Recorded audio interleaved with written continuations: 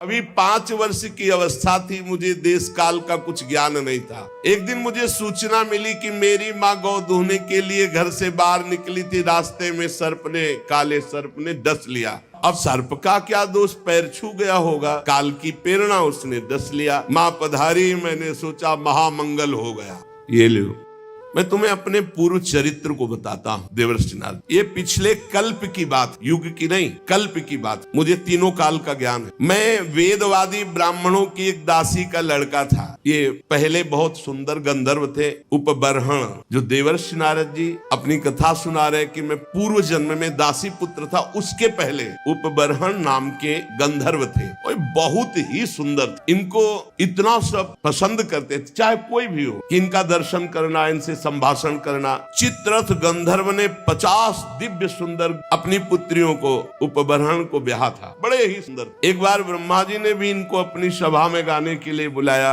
उपबर्हण को, भगवान का यश गाने। अब ये उस सभा में तो गए, बहुत रूपवान थे, जो देखे लुभायमान हो जाए। तो ये भगवान का यश न गा करके जो अप्सराएं और सब, तो रूप सौंदर्य सांसारिक गाने लगे। ब्रह्मा जी गए, सभा में बुलाए गए हो, हरि यश गान करने के लिए तुमने सांसारिक रूपों का गायन किया, इसलिए तुम दंड के अधिकारी हो, जाओ नीच योनि को प्राप्त हो। तुम्हें गर्व है अपने इस रूप का, जाओ तुम नीच योनि को प्राप्त। शाप सुनते तत्काल शरीर क्षीण हो गया, नष्ट हो गया। और ये कालांतर में द्रुमिल गोप की पत्नी कलावती के गर्भ से प्रकट हुए। किसी कारण से द्रुमिल गोप जब पधार गए तो कलावती इनको एक लेकर, साधु सेवी ब्राह्मण थे, उनके यहाँ दासी भाव से रहकर इनका पालन पोषण करने लगे। तो वही कह रहे हैं कि मैं पिछले कल्प के अपने पूर्व जीवन में वेदवादी ब्राह्मणों की एक दासी का लड़का था। वर्षा ऋतु में चातुर्मास जैसे चल रहा है तो महात्मा जन एक स्थान पर 4 महीने टिकते, प्रायः ऐसा पहले से वो स्थान देख लेते थे कि जहाँ 4 महीना भिक्षा मिलेगी, और वो 4 महीना वर्षा में एक जगह रहते थे। वो जब देव उत्तिष्ठिनी एकादशी आती है तब फिर सब चातुर्मास पूर्ण करके भ्रमण करते थे। तो ऐसा ही उन ब्राह्मण के यहाँ चातुर्मास करने बड़े महात्मा जन आए। तो उन ब्राह्मण ने मुझको, मेरी बाल्यावस्था थी, देवर्षि नारद जी कह रहे, उन संतों की सेवा में नियुक्त कर दिया।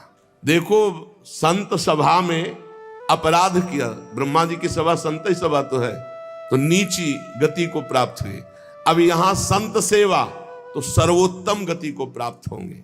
मुझे संत सेवा में नियुक्त कर दिया गया। ये बड़ा सौभाग्य होता है जब संत सेवा का अवसर मिले, उनके चरण धोने का, उनको परोस के पवाने का, उनकी जूठल पत्तल फेंकने का, उनकी पत्तल से जूठे किनका लेकर, बड़ा इससे जो भगवत प्रेमी महात्मा, ये संसारिक लोग उपहास करेंगे, न मत सुनना। यद्यपि मैं बालक था पर मैं संतों के सामने बहुत सौम्य होकर रहता, चंचलता नहीं करता। बालक था इसलिए हमारी इंद्रिय विषय भोग संबंधी कोई चेष्टा ही नहीं थी, और खेल कूद में मेरी रति नहीं थी। तो संत मुझे बहुत पसंद करते, क्योंकि शांत भाव रहना, उनकी आज्ञा में रहना, उनकी सेवा में। तो सब संत हमें सेवा देते, ए पानी ले आ, ए ऐसा। मेरा शील स्वभाव देखकर समदर्शी सब संतों ने हम पर बड़ी कृपा की। मुझे संतों की जूठी पत्तल फेंकना, उनके पात्र मार्जन करना और उसमें लगा हुआ जूठन निकाल के एकत्रित करके खाना, इससे क्या हुआ, भुंजे तद पास्त किल्बिषः, जितने पाप थे सब भस्म हो गए। ये बड़ी बात है, ये बड़ी बात है। सब जनों को यही समझाते, जबरदस्ती आ गए, चलो संत सेवा में, चलो संत सेवा करो, चाहे आपको दोना पत्तल फेंक, कुछ भी करो, संत आ रहे हैं, आप इत्र छिड़को। संत आए, उनके चरण धो, एक रुमाल से पोछो, एक उनकी आरती करो, एक चंदन लगाओ, बैठा लो, भगवान की तरह उनको पवाओ, और जब पाके चले तो उससे जूठन उठाओ, एक एक किनका उठाकर एकत्रित करके पाओ।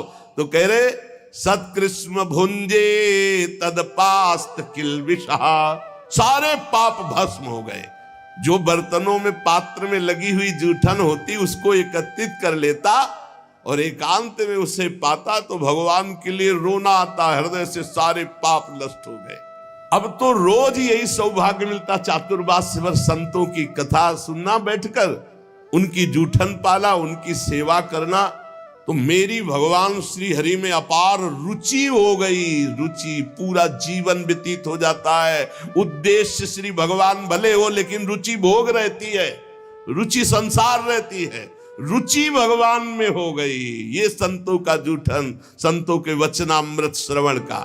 प्यारे व्यास जी, संतों के संग में जब भगवान की लीला कथा होती तो मैं एकाग्रता पूर्वक सुनता और रोता, क्योंकि हृदय पवित्र हो रहा है। मेरी भगवान में अपार प्रीति होने लगी, भगवान में रुचि।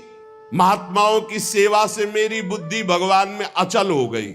ये बहुत बड़ी बात, बुद्धि का भगवान में अचल हो जाना। अब उस बुद्धि में शुद्ध ज्ञान जागृत हुआ। बालक ही है अभी, ये संपूर्ण संसार असत है, ये ब्रह्म स्वरूप में कल्पित है, ये सत्य नहीं है। मैं ऐसा देखने लगा। ये बहुत ऊंची स्थिति। इस प्रकार शरद और वर्षा, इन दो ऋतुओं में तीनों समय महात्माओं का चरण धोना, महात्माओं की जूठन पाना, महात्माओं के वस्त्र धोना, उनके पास बैठकर भगवान की चर्चा सुनना, मेरे चित्त से रजोगुण तमोगुण का पूरा नाश और विशुद्ध त्रिगुणातीत भक्ति का प्रादुर्भाव हो गया। तस्यैवं मेनुरक्तस्य प्रसितस्य हतैन सहा श्रद्धानस्य बालस्य दान्तस्य अनुचरस्य च। मेरा संतों में बड़ा अनुराग हो गया, बड़ी प्रीति हो गई। मैं विनय पूर्वक संतों से यदि कुछ लेना है तो दैन्य, जैसे भगवान को दैन्य प्रिय से संतों, मैं विनय पूर्वक बर्ताव करता। संत जन मेरी श्रद्धा, मेरा संयम, मेरी विनम्रता, आज्ञाकारिता, ये देख करके बहुत प्रसन्न हुए। जब जाने का समय हुआ तो मैं सब संतों के चरणों में लौटकर रोया कि अब कैसे जीऊंगा। 4 महीने आपका सानिध्य, चरणामृत, वचनामृत, उच्छिष्टामृत, उनमें से जो एक महापुरुष थे वे एकांत ले गए और उन्होंने भगवान के गुरुहितम ज्ञान का हमें उपदेश किया, जिसका उपदेश आगे भगवान ने उद्धव जी को किया है एकादशी स्कंद में। भगवान श्री कृष्ण के माया के प्रभाव को मैं जान गया। अब तो कुछ अच्छा नहीं लगा। कैसे भगवान मिले, कैसे भगवान का दर्शन। सत्य संकल्प व्यास जी पुरुषोत्तम भगवान श्री कृष्ण के प्रति समस्त कर्मों को समर्पित कर देने से और निरंतर भगवान की स्मृति से तीनों तापों का नाश करने वाला शुद्ध ज्ञान प्रकट हो जाता है। वो मेरे हृदय में प्रकट हो गया। अब तो जन्म मृत्यु चक्र में डालने वाली माया का मेरे ऊपर कोई प्रभाव नहीं। बड़ी प्रसन्नता हृदय में, पराभक्ति का प्रादुर्भाव। अब प्रभु का नाम गुण स्मरण बस यही चल पड़ा। प्रभु का नाम जप रहे, प्रभु की लीला गायन कर रहे, प्रभु का स्मरण कर रहे। कभी कभी एकांत में, हे प्रभु मैं आपको नमस्कार करता हूं, हे प्राणाधार आपका कैसे साक्षात्कार होगा, ऐसे प्रार्थना करता। अब मुझे संतों की कृपा से ब्रह्म ज्ञान और पराभक्ति भाव रूपा दोनों का परिचय प्राप्त हो गया था। व्यास जी ने कहा, नारद जी जब वो ज्ञानोपदेश देने वाले महात्मा जन चले गए तब फिर आपने क्या किया? उस समय आपकी अवस्था तो बहुत छोटी थी, फिर आपने अंतिम समय शरीर कैसे परित्याग किया? तो आप इस समय पूरी याद रखे हुए हैं। काल तो सब स्मृति का नाश कर देता है। आपको पूर्व कल्प की स्मृति कैसे? पीछे युग की नहीं, पूर्व कल्प की। देवर्षि नारद जी ने कहा, जब मुझे ज्ञान देने वाले महात्मा गण चले गए तो मैं भगवान का नाम जब, भगवान का ध्यान, भगवान का स्मरण करते हुए, बहुत छोटी अवस्था थी, समय व्यतीत कर रहा था। मैं अपनी माँ का इकलौता लड़का था, वो मुझे बहुत प्यार करती थी। ये मुझे पच नहीं रहा था, ये मुझे पच नहीं रहा था कि माँ मुझे प्यार कर रही। मैं ही उसका सहारा था, इकलौता लड़का। मैंने भगवान से प्रार्थना की, प्रभु माँ के स्नेह पास से मुझे मुक्त करो। देखो, जननी जनक बंध सुत दारा, तन धन धाम सुहृद परिवारा, सबकी ममता ताग बटोरी, मम पद मनई बांध बरडोरी। मेरी योग क्षेम की चिंता माँ बहुत करती, हर समय खाया कि नहीं खाया, ऐसा वैसा, और ये मुझे बहुत अखरता क्योंकि मेरे ध्यान में विक्षेप पड़ता। कठपुतली जैसे नचाने वाले की इच्छा के अनुसार नाचती है। भगवान व्यासदेव जी से देवर्षि नारद जी कहते, संसार चक्र जिनसे चलता है वो ईश्वरों के ईश्वर भगवान श्री कृष्ण। मैंने भी सोचा भगवान का जब विधान कोई होगा तभी मुक्त हो पाऊंगा। अभी 5 वर्ष की अवस्था थी, मुझे देश काल का कुछ ज्ञान नहीं था। एक दिन मुझे सूचना मिली कि मेरी माँ गौ दूहने के लिए घर से बाहर निकली थी। रास्ते में काले सर्प ने डस लिया। अब सर्प का क्या दोष, पैर छू गया होगा, काल की प्रेरणा, उसने डस लिया। माँ पधारी, मैंने सोचा महामंगल हो गया। ये लो, यह है भक्तों का हृदय। महामंगल में जोई जोई प्यारो करे सोई मोहि भावे। अब तो कोई रोक टोक नहीं ना, कोई प्यार कर। भक्तों को डर किससे लगता है जानते हो? नफरत करने वालों से नहीं, प्यार करने वालों से। जो भगवान के प्रेमी जन होते हैं वो अपमान, तिरस्कार, निंदा करने वालों से कभी डरते नहीं, लेकिन प्यार करने वाले से डरते हैं। श्रद्धावान जो हो, कहीं हमारी चित्त वृत्ति इधर न चली जाए। नारद जी ने कहा महामंगल, महामंगल बड़ा अनुग्रह है, और चल पड़े उत्तर दिशा की ओर। बस चलते ही गए। नगर, गांव, देश, खाने, खेड़े, नदी, इन सबको पार करते हुए आगे देखा बड़ा शीतल जल, जो जलाशय विशाल है, कमल खिले हुए हैं, पक्षी कुहुक रहे, भौरे मड़रा रहे।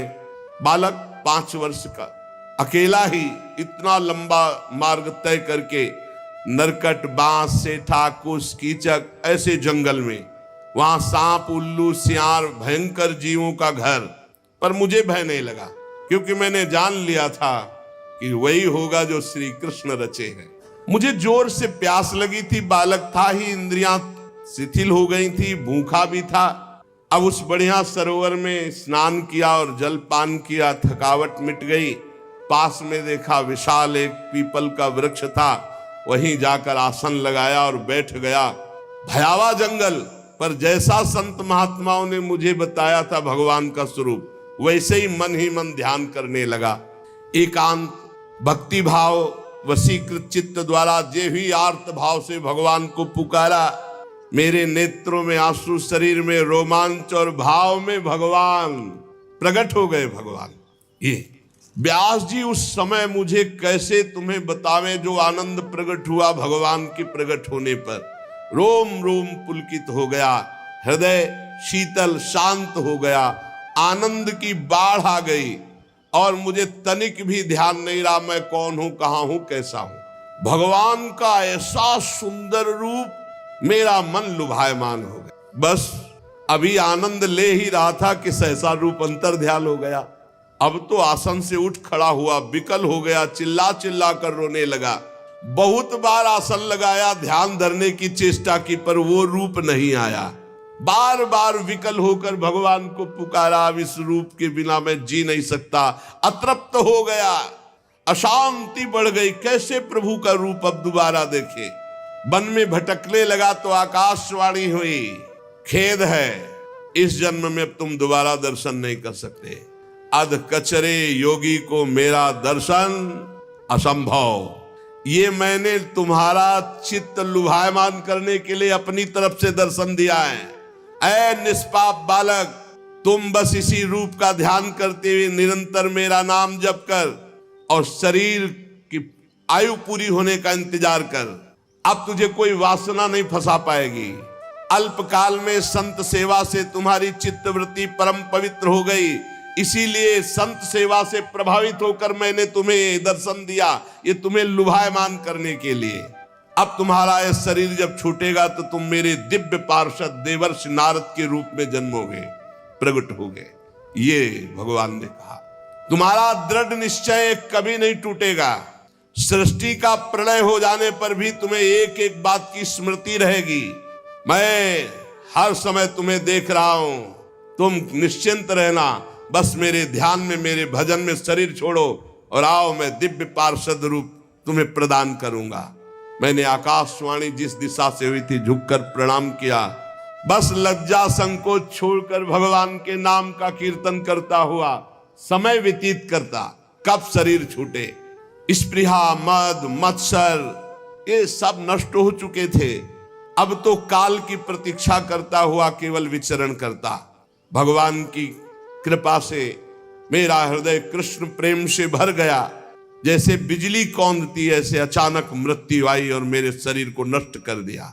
जे भी शरीर नष्ट हुआ तो सीधे भगवान के समीप गया और भगवान ने मुझे दिव्य चिदानंदमय देवर्षि नारद शरीर दिया। ये पांच भौतिक नहीं है, ये चिदानंद है। त्रिभुवन में कहीं भी वायु के समान देवर्षि नारद जी जा, और कभी मृत्यु नहीं होनी। प्रारब्ध कर्म पांच भौतिक शरीर में होते हैं, चिदानंद में नहीं।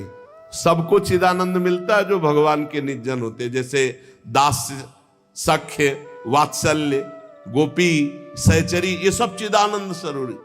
जब भगवान नारायण कारणों प्रणयकालीन समुद्र के जल में शयन करते हैं, उस समय भगवान ब्रह्मा जी सारी सृष्टि को समेट के, जैसे दुकानदार अपनी पूरी दुकान को समेट के घर जाता है, ऐसे सब समेट के भगवान की श्वास के साथ उनके उदर में जाके पूरी सृष्टि लेके शयन करते हैं। 1000 चतुर्युगी बीत जाने पर जब ब्रह्मा जी जगते, तब सृष्टि करने के लिए तीनों लोकों के जीव सब बाहर आ जाते हैं। फिर दुकान फैला दी। ये ऐसे ही चल रहा है। मैं भगवान की कृपा से वैकुंठ से लेकर अनंत जितनी रचना है, सब में बिना रोक टोक के विचरण करता हूं। मेरा कभी एक क्षण के लिए भी भगवान का भजन नहीं छूटता। और भगवान ने मुझे अपने कर कमल से स्वर ब्रह्म ये वीणा दी है, और इस वीणा में सारे गा मा पा ध नी, सा सडज, र ऋषभ, गा गांधार, मा मध्यम, पा पंचम, धा धैवत और ना निषाद, ये सातों स्वर, सातों राग, ये सब विराजमान है इस वीणा में। षडज, ऋषभ, गांधार, मध्यम, पंचम, धैवत, निषाद, सारे गा मा पा ध नी, ये विभूषित दिव्य वीणा है। इसमें मैं भगवान के नाम का और लीलाओं का गायन करता रहता हूं, और जब चाहता हूं उसी समय प्रभु प्रकट होकर मुझे दर्शन देते हैं। जब जब जहां पुकारा भगवान वही है। कैसा सौभाग्य, ये भजन का फल। तुरंत बुलाने पर तुरंत आकर भगवान हमें दर्शन देते। देवर्षि नारद जी के तुरंत आहूत यु में शीघ्रम दर्शनम याति चेतसी, हे कृष्ण, तो उसी समय जिस समय पुकारा तो कह रहे हैं आहूत यु में शीघ्रम दर्शनम याति चेतसी, उसी समय शीघ्रता पूर्वक भगवान आते हैं। जिन लोगों का चित्त निरंतर विषय भोगों की कामना से आतुर हो रहा है, उनके लिए बात समझना भी बड़ा कठिन होगा। लेकिन यदि वो भी नाम जप करने लगे, भगवान की लीलाओं का गायन करे, तो मेरा अपना अनुभव है कि इसी से उनको भगवत प्राप्ति हो जाएगी। ये काम और चोट, लोभ की, मोह की, क्रोध की ऐसी बार बार दे रहे हृदय में, भगवान के नाम जप से और लीला गायन से जैसी शांति मिलती है, वैसी किसी और साधना से नहीं। बार बार इस बात को पकड़ लो। यम नियम आदि योग मार्गों से वैसी शांति नहीं मिलती। व्यास जी, आप निष्पाप हैं। आपने मुझसे जो कुछ पूछा था वो अपने जन्म और साधन का रहस्य और आपकी आत्मतुष्टि का उपाय मैंने बतला दिया। श्री सूत जी कहते हैं, शौनकादि ऋषियों देवर्षि नारद जी व्यास जी से इस प्रकार कहकर जाने की अनुमति ली, और वीणा में तान छेड़ते हुए स्वच्छंद विचरण करते हुए भगवान का नाम गुण। नारद जी हर समय भगवान का नाम, वो धन्य भाग है उस महाभागवत को जिसकी जिह्वा पे नाम चल रहा है। आहा अहो देवर्षि धन्योयम यत् कीर्तिम सारंग धन्वना, गायन माद्यन निदम तंत्र्या रमयत्यातुरम जगत। हर समय वीणा में नारायण नारायण नारायण नारायण और भगवान की लीलाओं का गायन। धन्य है ये देवर्षि नारद जो सारंग पाणी भगवान श्री हरि की कीर्ति, उनका नाम हर समय आनंद मगन होकर गाते हैं, और त्रिभुवन में जिधर जाते हैं उधर मंगल करते हैं, त्रिताप का नाश करते हैं। श्री शौनक जी ने पूछा, सूत जी, सर्वज्ञ एवं सर्वशक्तिमान भगवान व्यास देव जी ने जब नारद जी का ये वचन सुना, फिर उनके चले जाने पर उन्होंने क्या किया? श्री सूत जी ने कहा, ब्रह्म नदी सरस्वती के पश्चिम तट पर शाम्याप्रास नामक एक आश्रम है। वहां ऋषियों के यज्ञ चलते ही रहते हैं। वहीं व्यास जी का अपना आश्रम है। उसके चारों ओर बेर का सुंदर वन है। उस आश्रम में बैठकर उन्होंने आचमन किया, बद्रीवन, और स्वयं अपने मन को समाहित किया। उन्होंने भक्ति योग के द्वारा अपने मन को पूर्णतया एकाग्र और निर्मल करके आदि पुरुष परमात्मा और उनके आश्रय में रहने वाली माया को देखा। जिस माया से मोहित होकर ये जीव तीनों गुणों से अतीत होने पर भी अपने को त्रिगुणात्मक मान लेता है और इस मान्यता के कारण भारी दुख भोगता है, जन्म मरण आदि। इस अनर्थों की शांति का साक्षात साधन है केवल भगवान का निरंतर चिंतन। पकड़ो, संपूर्ण माया से बचने का एकमात्र उपाय है निरंतर भगवान का भजन, निरंतर चिंतन। परंतु संसार के लोग इस बात को नहीं जानते हैं, यही कारण है कि उनकी दुर्गति होती है। बात पकड़ लो। इसीलिए बहुत सरल भावों से भगवान की महिमा, भगवान के सिद्धांत जिसमें भरे पड़े हैं, ऐसे श्रीमद् भागवत की संहिता की रचना की भगवान व्यास देव जी ने। इसके श्रवण मात्र से पुरुषोत्तम भगवान श्री कृष्ण के प्रति परम प्रेममयी भक्ति हो जाती है। जो निरंतर भगवान की भक्ति से हृदय भरा रहता है, उसका परिचय होता है कि निरंतर भगवत स्मरण परायण। भक्ति का क्या स्वरूप है? देवर्षि नारद जी ने बताया, तदर्पिता अखिलाचारिता तद स्मरणेन परम व्याकुलते। हर समय भगवान के स्मरण में इतना मगन है कि स्मरण छूटने का आभास मात्र हो जाए तो परम व्याकुल हो जाए, और हर आचरण भगवान को समर्पित। यही परम भक्ति योग है। जो ये भक्ति योग धारण करता है तो उसका शोक नष्ट हो जाता है, मोह नष्ट हो जाता है, भय नष्ट हो जाता है, विकार नष्ट हो जाते हैं, वो निर्विकार हो जाता है। इस महान भागवत संहिता को अपने प्रिय श्री सुखदेव जी को पढ़ा, क्योंकि यही अधिकारी दिखाई दिए भगवान व्यास देव जी। शौनक जी ने पूछा, सुखदेव जी तो अत्यंत निवृत्ति परायण है, वो आत्मा में रमण करते रहते हैं, उनको पढ़ने लिखने का ग्रंथ अभ्यास का कैसे भाव आ गया? 18,000 श्लोक पढ़े कैसे? वो तो अपने स्वरूप में रमण करते हैं। श्री सूत जी ने कहा, जो लोग वास्तविक ज्ञानी हैं, जिनकी अविद्या की गांठ खुल गई है, ऐसे आत्माराम पुरुष भी भगवान श्री कृष्ण की हेतु रहित भक्ति किया करते हैं, क्योंकि भगवान के गुण ही ऐसे हैं।